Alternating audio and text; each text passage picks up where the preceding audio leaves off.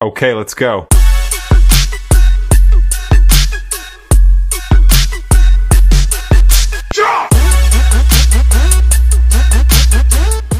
Sila ng assassin. Hyper assassin. Diba? And for this game again, mukhang tama yung sinasabi mo kanina na let's ban out the funny kung hindi tayo magka-crowd control. Which is ganun yung nangyari dito. Ibang CC yung kinuha nila, not crowd control. CC, pang-explain, yung kinuha dito ng mismong QoS. So nag-double down sila sa high mobility na line-up para high impact din. To a point na pabilisan tayo, pangunahan na to, suntukan. Kumbaga, brawl, pero hindi one lane. Kasi hindi naman, dami pwedeng puntahan niya, Matilda Pani yan eh. Diba? Pero sa kabila naman, bilis din no? Bilis din pala. Hayabusa, so, well, may meron lang, para sa akin meron lang matinding requirement yung lineup ng Flare Nation. Dapat tama yung sipa. Actually, para makakuha sila ng pick-off dito at the same time, mag-synergize yung skills nila. Diba? Kasi magre-require na tumama yung mga binary goodness and maganda din yung sipa or yung combo dito ni Rain. If maganda din yung sipa. Meanwhile for Metro QoS, nasa kanya naman yung bola na kayang mabuhay sa mga delikadong pagkakataon because of the presence of that Matilda. So makikita natin dito yung change version of Metro QoS. Wala na pre! The Pope are really mula dito sa Flare Nation. Ang sakit nung ano pa lang yun concussive blast na nanggaling plus ilang damage na nanggaling kay Ray. So technically, for Metro QoS, mas may free will yung lineup nila. Kasi it's either you go for the engage sa Circling Eagle or you go for the disengage. It's either you go for a kill or you go for the break. Pero sa bottom lane, ang plano ng Flare Nation, kunin talaga yung first blood, pero may kapalit. Gold lane pa yun. Mainit. Si Kuya Dennis. Actually, siguro tinanggap niya ng mamatay siya. Nung nakita niya ang daming pasugod. Kaya nag-flicker na siya. Ang kaso lang, nakarangan din eh. Nakarangan din yung ilang tropa sa Metro QoS. So, na-burn yung flicker, napatay pa nila, pero wait lang. Wala ko naman. Gusto yung nila isa na dito. Walang PFA. Lahat na force 10 yung Purify. Sabay layo. Lang din agad. Yun lang talaga yung laki ng Purify. Yung tanong mo kanina, sino yung lamang sa CC at Mobius? Lamang sana yung CC kaso lang. Binahansap nyo lang eh. Oo. Ng Flare Nation. With that 1-1 score, at least for Metro QoS, ibang storya to para sa kanila. Mas pinalaga nila, mas din nag-invest sila sa early game nila kaysa dun sa nangyari nung kaninang game number 1. And even yung position nga sa turtle, di naman sila pa yung nauna, pero nabitawan lang din naman. That's 4 members ng Flare Nation. RWM nagamit na rin. Nandiyan yung sumusubok sa most sprites, pero the first down siya. Rain is gonna go down as well. Sa mga kapit magkakaling. So Gigil na dyan. Red Fusion kay Kim. So yun. Parin mamumatay yung turtle. Pero talon, sige talon. Double kill na para kay Luke Skywalker. Buhay pa ba? Sinundan niya na shutdown. Double kill din para kay Yoni. Inabutan pa nung passive ng Flare Nation dito ni Hoy. And actually, that is a win na for Metro QoS. Yung team fight na yun, that is really a win. Kasi, nakuha man ni Kim So yun, yung turtle. Pero, napatay nga din siya. So, hindi nila totally ma-maximize yung turtle buff. Pero, because of that passive, nakabawi pa ang Flare Nation. Diba?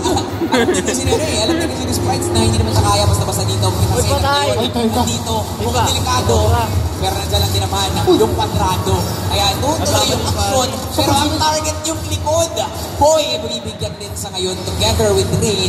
At eto na pala kung kanina may Freya, ngayon yung Fanny naman. ni Luke Skywalker yung nagpapakitang gilas. Medyo na-confuse lang din ako doon sa target na nabalak ni Ghost Sprites. Nag-flicker pa nga siya para habulin sana si Luke Skywalker, pero unfortunately hindi kasi pa rin yun. Purple buff ay yes, maaagaw ni Luke Skywalker. Ito na yung dalawang assassin to, dalawang purple dependent. But I must say, mas purple dependent yung Fanny compared to Hayabusa. But still, purple dependent yung Hayabusa. Sa kung wala sa purple, wala siyang karapatan para... Uy, teka lang. Sumusubok pa rin siya. Aabutan pa rin siya ng damage ng Ogi Shadow. Kill Astro's gonna go down. They can do it. Pero here comes the Fanny. Pero tinamaan ang kamay ng Vexana. Buhay pa rin naman sa Sandir Mahoney. May Shadow parang mumula kay Kim Soo-yun. Hinahabol siya ng AG Boy. Hampas, pero natin ang damage at buhay. Yung sinasabi nating combo, connections na pwede natin makita sa Flare Nation, nandyan. Pero, hindi lang din pala basta pang combo and pang crowd control. Yung mismong, yung ulti and skits na meron dito, or kits na meron dito ang isang Vexana. Kaya pala niyang lilituhin yung Fanny. Kaya pala niyang mabuhay dun sa Fanny at ngayon napigitan sa entrance. Pero nandito na naman na Luke Skywalker. Hindi niya mananakaw yung turtle kasi masesecure pa rin ng Red 3 ni Kim Soo-yun. Tuloy sa paghabol ng Flare Nation at mukhang sila ulit ang hawak ng control dito. After the turtle, tignan mo naman yung pestuhan, yung mga tayuan na ganyan sabay talon lang. Pero focus lang pala sa goal at yun, inabutan ng bala na naman. Venice the Menace. Sa kanya pa napunta yung kill. Hindi sana yung desperation para i-defend yung Torre na yon.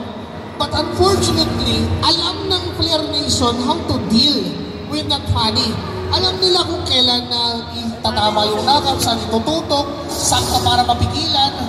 And the moment na tumama yung second skill ni Huyuni, sakto-sakto na yung damage na meron itong si Venice the Menace. May mga shadows na naman sa midi ng Monteria, pero aatras ngayon yung ninja ni Kim Soo-yun. Ghost Sprites no, nagpapakita ng kuka, yung mga pag-ganon, yung pa-forward na galaw. Yun yung mga, okay sige, isang mali mo, sipahin kita. Nananakot eh. Oo. Nangaasar eh. Pero yung pang-asar kasi niya, sinikulan dito sa gitna, may vengeance. Pero hindi enough para masustain yung ibinubuhos ng Flare Nation. Nandito si Boy.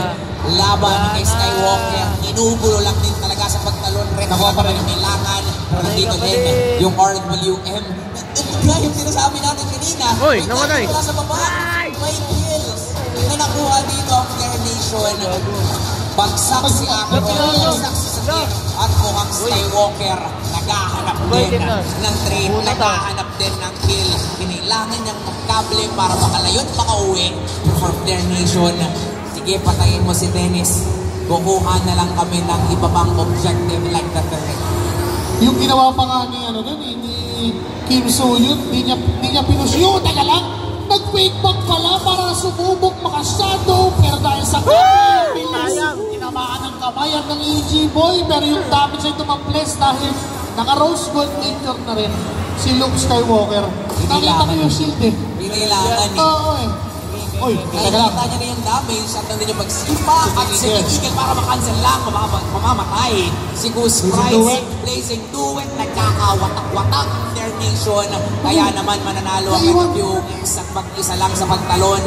Si Boy, kumpleto pa ang 5 miyembro ng POS. Huwag tatakutin pa nung CC ni Win. Naghahanap pa ng kasunod na kalaban at nandun si CM. Si Kim Soo-yun, inaantay lang nila na maging Lord. Ito nga mismong objective. At minamadali na talaga niliparan pa dun sa likuran. May King Eagle para nandun lang din sa may barangilid. Nakita at nasipa. Hindi Kim Soo-yun kahit madaliin na yan, madali lang para sa akin nakawin yan. At tuloy sa pag-counter. Yung dapat nanalo dun sa Lord, binabaliktad ulit ng Flare Nation. Nakikita ko na, nakakonsil si Ghost Sprites, ang plano lang talaga niya ay i-knock up yung Fanny.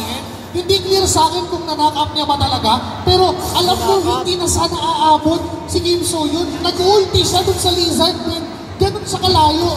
But because of that one single shadow na naiwan doon sa proximal area sa Lord, isang retry lang, isang shadow, isang retry, kanya mapupunta yun. Nag-aabol pa rin. Itong show, sige ba isa?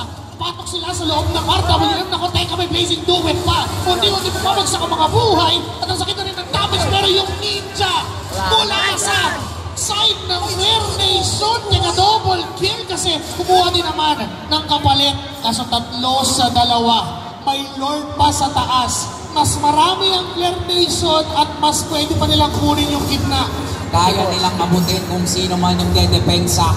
Dalawang squishy, dalawang malambot, pero masakit din naman. Pero ang tanong, kaya ba nilang depensahan? Mukhang oo din naman kasi hindi na pinilit pa ng Flare Nation yung gitnang torre. Nakita natin kanina, paulit-ulit nag-aagap si Goose Prides. Pero natin din yung sumigil sa may gamit ng Easy Boy. Buhay pa rin si Rain sa may binalikan ng para tournament nga naman na mabigyan at mapatay ang Kiron kapalit ng buhay ni Rain at hindi pa rin talaga makakapag-push ang Flare Nation dun sa taas kasi pinilit ng Metro QOS ang isang magandang team fight. Pagalingan na pumindot to. Ang ginagawa ni Luke Skywalker, pinipilit niyang abutin yung Flare Nation sa likod, which is ginagawa din naman ni Kim So-yun sa likod ng Metro QOS. So, nakasalalay dun sa pick-apat nilang members. Basta isurvive nyo yung assassin na pumupunta dyan. Basta isurvive nyo si Luke. Basta isurvive nyo si Kim So-yun. Panalo tayo dito. Okay lang, no? Parang kaya nila at sila pa yung masabing panalo dun sa mga pagkakataon na yun. And for Metro QOS din, gets mo na yun kung bakit ayaw din nila ng crowd. Gagawin tayong iba. Kasi gusto din nila pagalingan na lang gumalaw eh. Pindutan gaming eh. Yung mga heroes na meron sila sa kailangan naman lumilis pero Nakabado! boss, para kang para kang mga Lexpo na bigla-biglang may checkpoint. biglang inuuli, no? Biglang dire-diretso sa gitna eh. Kaso, yung checkpoint niya si Peter Parker. Nasa na ORCR. Boss, kailangan ba? Natawarin siya eh. Kailangan ba? Okay, mag-web na. Sabot na lang eh. Gumamit ng building. Kumakabili lang boss eh. Hindi naman kailangan ng ORCR noon. Pero kumapit yung shadow, nakalahati yung buhay dito ni Gwen. Pero meron lang din heal. Nandito na talian ng isa sa Sprite. Nandun sila sa relation pero nasecure lang yung mismong Lord. Si Luke Skywalker ang nakita at mukhang akabutan pero pipiliin ng dalawa. Bagal ka ng Pitas dapat yan. Magkaroon ng disiplina. Maglumay muna. Hindi ng score. Tablahan. Sa goal, lamang ang Flare Nation. Lamang din sila dahil kanila yung Lord. Pero kasi kung usapang palagan lang din, para kung nanonood ng Rumble Royale eh, namin nangyayari sa Clash eh. Parang talagang brawl, no? Hindi lang na hindi lang sa gitna. May nagsusunto ka sa likod. Ayan na naman. Ayan na naman. Oh. Pero, okay, Hindi kami naparito para makipag-away. Kaya sabi kasi may nararamdaman akong presensya dito. Parang hindi ko gusto yung nararamdaman ko. Layo ng banyo. Nalamayo na lang din muna kay Lord. Niya, si Luke Skywalker. Ay mukhang hindi pinapawi basta-basta ni Hoy. Mukhang kaya pa rin naman. Ito yung Easy Boy. Nakakap ng dalawa. At mayroong pang Lord. May RWM. Pero mukhang kaya patumbahin isa-isa. Flare Nation. Tatlo na yung wala sa Metro QS. Tinatry pa rin depensahan. Pinupusuhan pa rin. Pero tinatry galaw-galawan. Nandiyan yung kable. Nandiyan yung sipa. At pixel pa rin naman yung knock-up. Pero hindi naman enough yung damage na pwedeng manggaling sa Flare Nation para matapos yung laban. Buhay pa rin ang Metro QS. Humihinga pa, nakakadepensa. Si ano din kasi naiwan eh, si Satir Mahoney din kasi tsaka si Luke Skywalker. If ever sila yung na-pick off, it could have been a different story. Kasi dahil yung matira o yung Matilda, sinong i-tearwave, sinong na-damage. So, ay teka lang, si Luke Skywalker, iba yung tapang na itong tao na to. So, wala akong purple ba? Pakuha kaya ako sa kabila. Kamag-anak mo ba si Andres Bonifacio? Tapang na tao. Hindi attack mo. Ang-apply na lang yung ginagawa Tama niya naman. dito eh. And actually, risky, pero kasi kung nakuha niya, talagang beneficial para sa kanya. Diba? Sabi mo na kanina eh, purple buff dependent, energy dependent ng isang Fanny. Pero sinilip lang naman niya. Parang the sweetest, ano yun eh, the sweetest. Basta yun. Ang sweet. Sweet man. Sweet po siya sa Hindi, basta yun yung pinaka-sweetest moment. Ayan. Pag nakakuha ka ng purple ng kalaban. Ay, teka lang, sinalubong sa parang balikbayan, pero okay lang. Sabi nga, handa ko dyan, men, alam ko na yung mga ganyan. Kabisado ko na yung mga ganyan eh. Yung mga abangan, paglipad, na gano'n. Hindi sila ba yan? Sabay na dyan na. Luke Skywalker. Ang target si Rey doon sa likuran. Pero may target din pala. Sa likuran! Yung likuran yung target. Mga backstabber pala. Mga to, pero tuloy lang para sa Flair Nation. Uy, saka lang. Ang Metro QOS. Nakabulin si Luke Skywalker. At iba na yung kakampi na Patay si Ken. Nandito, si Wayne. Ang tanong ay kaya mo mabuhay nila ang buwan. Oo, kaya shadow. Kaya pa rin namang takasan, buhay pa rin ang Metro US. My Lord, na objective, sisilip si Luke Skywalker. Parang checkpoint si Yuni. Talagang hindi niya papalampasin. Tinali. Okay na talagang tutumba. Ngayon mag-isang jungler na lang, pero hindi pa tapos ang laban na lang siya para si Jorwin. Pero retry na lang ang kailangan gamitin para i-secure yung Lord na yon. Umagat yung Ugi Shadow Kill dun sa pinaka-importante tao sa pagkakataon na yun sa Metro QOS. Napatay.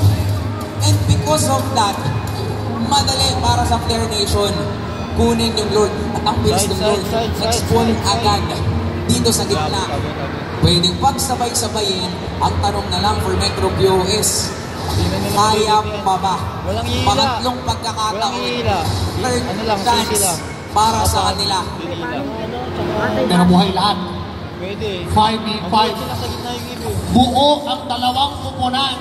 Magkakasubukan. May mga shadow na bibitawan. Kung isama ko sa isa mo, wala si Angeron. Isabay mo na sa sabi mo. Pero ang kapalit, dalawa din. Kasi kailangan ubusin, pero inubos pa rin. Flair Nation. Ang makakalaban ng Ryan Esports sa Grand Finals. Sleepwell daw, sabi ni Sansui. 2-0 sweep ang pinakita dito. Mukhang nagmamadali ang Flair Nation.